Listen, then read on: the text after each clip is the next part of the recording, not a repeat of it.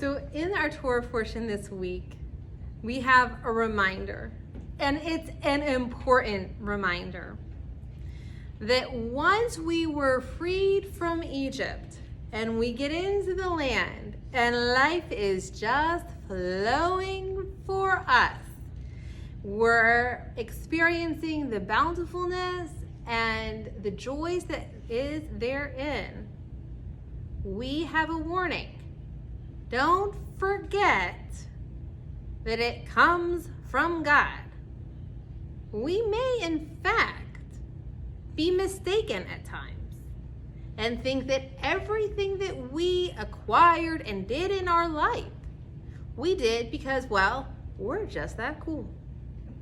But the truth is that it comes because we've had blessings. We've had gifts that we didn't even realize. This week's Torah portion reminds us that we have to be humble and remember to say thank you, not take all that we have for granted. Let's think about the story or the movie of Rocky, where, when we see in the movie of Rocky Balboa comes from nothing and he knocks it out of the park, as it were. Wrong metaphor, but you get what I'm talking about. And suddenly he goes from rags to riches, and the sharpness that was Rocky at being able to fight and identify what was different and unique and how to engage life is dulled because he's become comfortable and it's all just flowing for him. And in a way, he takes it for granted. Let's think of what it could mean if Rocky actually were to say a blessing, like Birkat Hamazon, when he was done eating. What would it be like to eat and then say, well, in times it can be a long one, but recognize where the food came from and all the gifts that were in his life? Would that help in the process? Another story, this one is a Hasidic one, about somebody who was so rich that he described it, though, to the rabbi as such, that he was off running and doing and busy constantly, that he didn't even have time to come into synagogue and say a prayer or study Torah. He was busy making money, he was busy doing businesses, and off he went. And the rabbi looked at him and said, doesn't sound like you're very rich to me, because if you were so rich and you were tuned in just a little bit, then you would be the master of your time. And you wouldn't be focused on making money.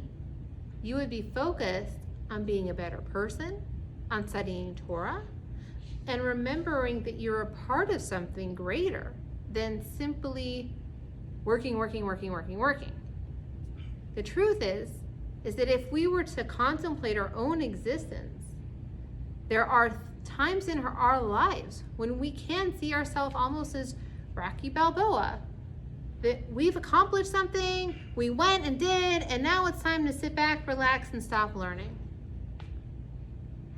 And yet every single scientific study out there indicates that learning a new language, learning a new skill, doing something physical can keep us active well into our 80s and 90s, sharp as a tack, as it were. That engaging in life with a zest for gratitude can make sure that we are a part of all that is around us and not thinking of ourselves only as, well, better than that we don't have time for it. Or let's think about the Hasidic tale. How many of us are guilty from running from thing to thing to thing to thing to thing to thing to thing, that we forget at times to pray, to meditate, and to slow down. And that if we were to, in fact, slow down, we might see the broader picture of life that we're in. And so that warning that we find in the book of Deuteronomy that we look at every year, well, I'm sure many of us have simply glossed over it. We get comfortable in our life. It's easy to do after all. The hard thing to do is to tune in, to not fill our schedule up with every little thing, to make sure that we take the time to pray, the time to study. The hard thing in our society, a society of abundance, that I can go to Kroger and get whatever I want, is to remember that not everybody can, and that I should be grateful. It's amazing how the book of Deuteronomy was actually onto something so many years ago. The need for humility, the need for gratitude, and lastly, the need for tuning in. So next time you go home and you're watching Rocky Balboa have a little fun, remember that you too can take a moment to be grateful for all that you have in your life. Be happy with the gifts that God has given you. Not take them for granted. And not run from thing to thing, but feel a simple joy in who you are and where you're at. Shabbat Shalom.